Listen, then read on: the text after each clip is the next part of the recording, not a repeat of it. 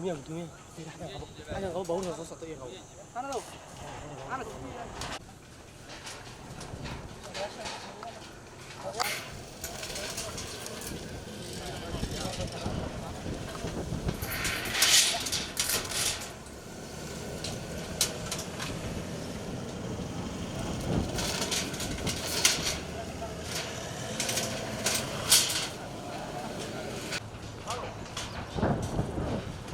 بسم الله الرحمن الرحيم هرتا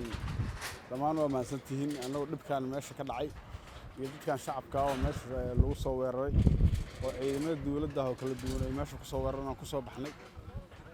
markii meeshaan la yimid xabad oo ugu tala galnay inaan wareysanana xabadii bilaabeen raggii markaas u yimiday rag kamid ah waxba gaaray kulli ciidamadan baa dib ugu yimid gurmad ah qaybtaan hadda waa igu jibsho baala ku jibshaan ka soo gaarnay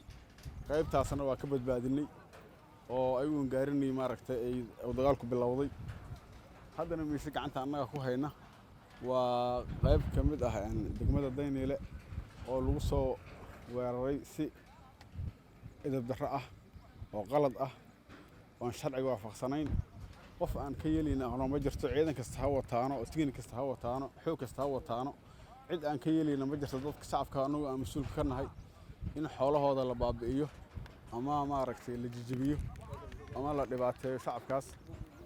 wax kasta noo qaadato raalli kama noqon doono haddana waxaa jiray dad hadda kuma ekawshu inta dacwooyin badan iyo doodad badan iyo dulmi badan aan ka dareemayna dhulka hadda halkaas ku hareeraysan oo dhan dad hadda ganacsato ama sheeganaya ama dad aan hadda dhulkan iyo in aan shaqo lahayn ayaa aad ugu lug leh inta aan arkaynay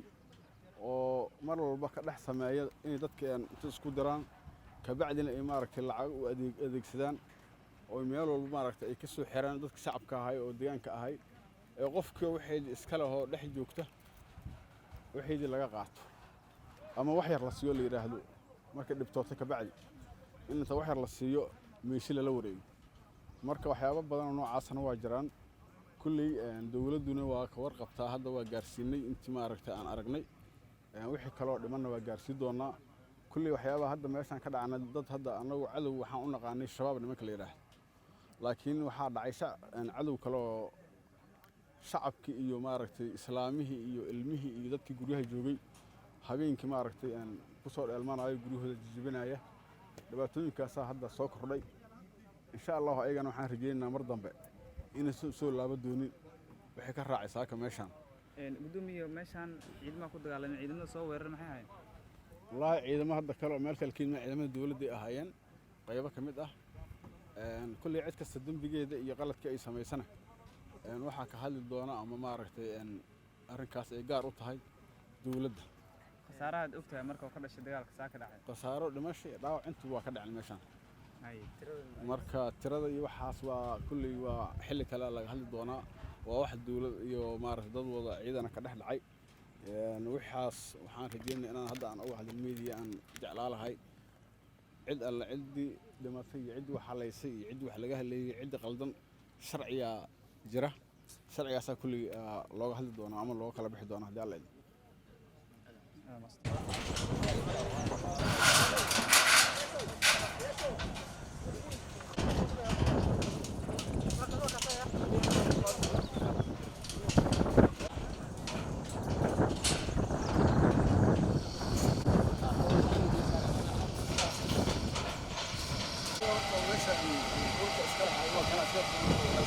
ay